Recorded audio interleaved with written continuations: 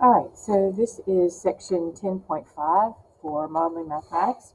We're going to talk about volume and surface area in this particular section. I may divide it up into two. I'm just not really sure. We'll see how far we get. Actually, no, we're going to do one. So you have various shapes and you have equations that go with those shapes for calculating volume and surface area. And again, you will not have to memorize these formulas. You will have them listed on your test or on your quiz, and you will just have to know how to put the numbers in and then how to find your unknown. Okay. So let's look at the first one is the volume of a rectangular solid. So the things we're talking about. So this would be a flat rectangle. We're talking about more three-dimensional shapes. So it's going to be a rectangular solid. So you're going to have a length, a width, and a height. Okay, so there's our rectangle. And so in the example, we have that as being 2, the height as being 4, and the length as being 6. All right, so volume is length times width times height. So we're just going to go 2 times 4 times 6. Can't draw a 6 there. And when we multiply all three of those things together, we get 48. But we have to put in our units. So each of these were meters, and you want to make sure your units are all the same. So meters times meters times meters is meters cubed. All of your volume answers will have cubed in the answer for whatever that unit is. All right, example 2. In example 2, you're about to begin work on a swimming pool in your yard. The first step is to dig a hole. The hole has to be 90 feet long, 60 feet wide, and 6 feet deep. You're going to use a truck that can carry 10 cubic yards of dirt and charges $35 per load. How much will it cost to have all the dirt hauled away? Okay, so again, we're going to have basically a rectangular cube there, a box, and it's going to be 90. Hang on. I'm going to use my text box. Writing is not good today. So it's going to be 90 feet times 60 feet times 6 feet. So if we multiply all that out, well, I'm doing it a little bit differently than me in the book. So 90 times 60 times, 6 is 90 times 60 is 32,400 feet cubed. Right now, so that's the first part. And then it says the dump truck can haul away 10 cubic yards of dirt each time. So we're going to need to change this 32,400 feet cubed into yards cubed.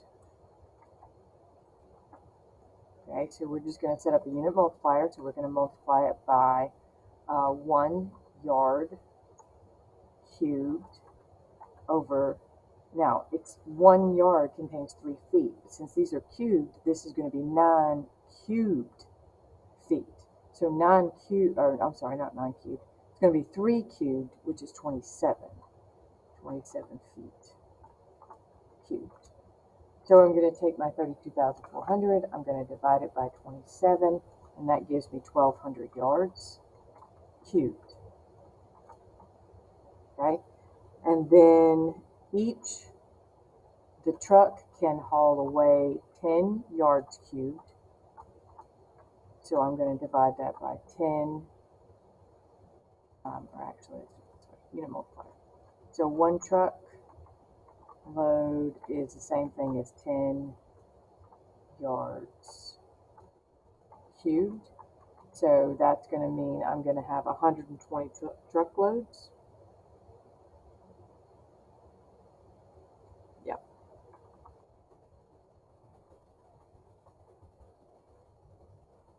And then 120 truckloads times $35 per load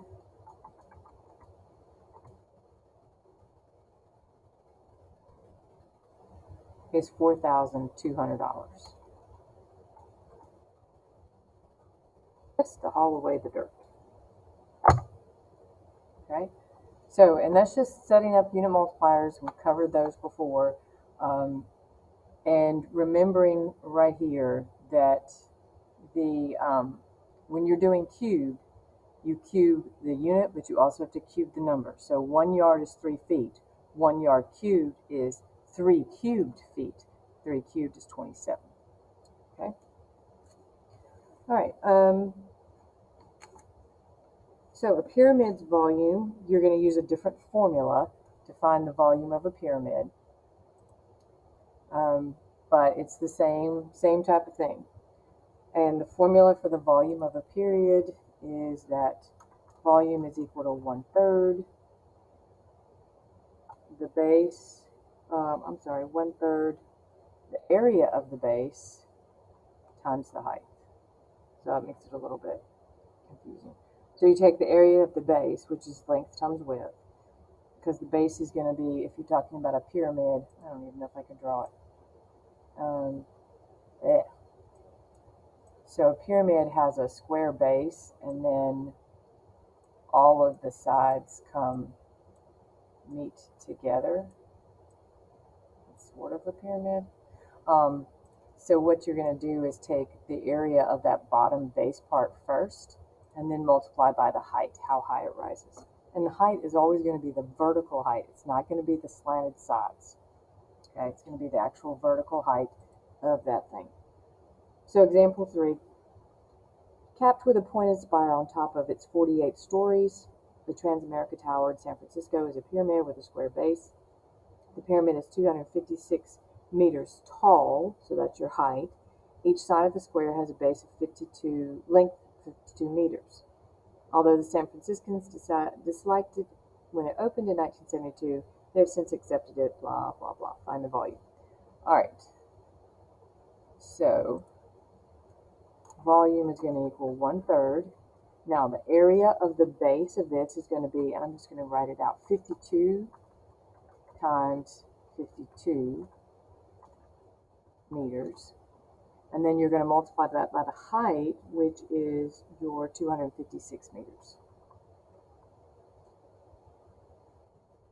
Okay, because it says that our base was 52 by 52. The length was 52 on each side. And so we're going to just multiply that out. So 52 times 52 first, and then we're going to multiply that by 256, and then we're going to multiply that number by 1/3, or basically just divide by 3. And we get 230,741 meters cubed. Okay. Too bad. And all of these we do exactly the same thing. We're just plugging in. So let's move on and talk about surface area, because example 4 and 5 and 6 are all finding volume of different shapes, but they give you the formula that you're going to use for each of those shapes. So formula for a cylinder, the formula for a cone, the formula for a sphere. And you're just going to plug into all of those. So if we look on the last example, it deals with surface area. So let's talk about surface area. Surface area is basically if I could take that object, whatever it is, and just completely unfold it. So if I have a rectangular solid like this. 3-dimensional shapes are hard to draw. And I could take that rectangular solid, like a shoebox almost, and completely unfold it and lay it out flat. That would be your surface area. Okay, so if we think this is our height, this is our width, this is our length, then the surface area of a box like this one would be, so we've got two sides that are length times width. So here and here and here and here. So we'd say length times width plus length times width. And then we also have two sides where I'm going length times height and length times height.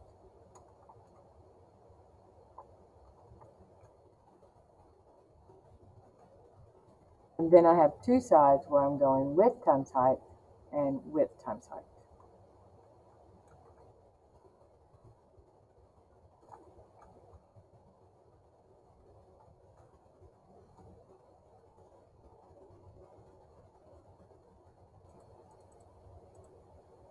So we can simplify that down a little bit by saying 2 times the length times the width plus 2 times the length times the height plus 2 times the width times the height. And that's going to be equal to the surface area of this rectangular object. Okay. And then it's just going to be a matter of plugging in. And they give you the surface area for a cube, a rectangular solid, and a circular cylinder. So again, you don't have to memorize those, just have to know which one to use and how to plug in. So if we look at example 7, this is the last example here. Find the surface area of this rectangular solid that we have right here. And in this case, the rectangular solid has a length of 8, a width of 5, and a height of 3. Okay, so then we're just going to plug into that formula, and we'd say 2 times 8 times 5 plus 2 times 8 times 3 plus 2 times 5 times 3.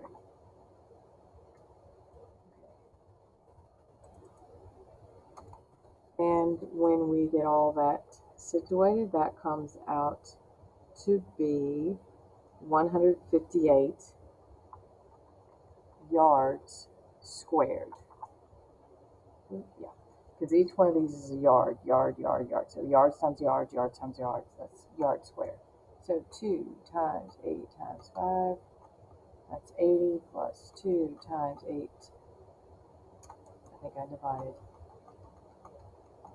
plus 2 times 8 times 3, plus 2 times 8, 5 times 3, yeah, 158. Okay, and that's pretty much it. That's all there is to it. So, like I said, it's just a matter of picking out which equation based on your shape and then plugging in. And the other thing to make sure you remember, when we talk about height, so in any of these formulas, when it gives you h, it talks about height, you're talking about the vertical distance. And it's the vertical distance perpendicular to the horizontal. So this would be height. So if we're talking about the pyramid or a triangle or something like this, they'll always give you this vertical distance here, and they'll give you the little right angle thing that lets you know that that's perpendicular to the horizontal. That is your height, not these. Slanted sides are not used as heights. Okay, so if you plug in the slanted side numbers, then you're going to get it wrong each time. So don't plug those in for height. Okay, and that's it.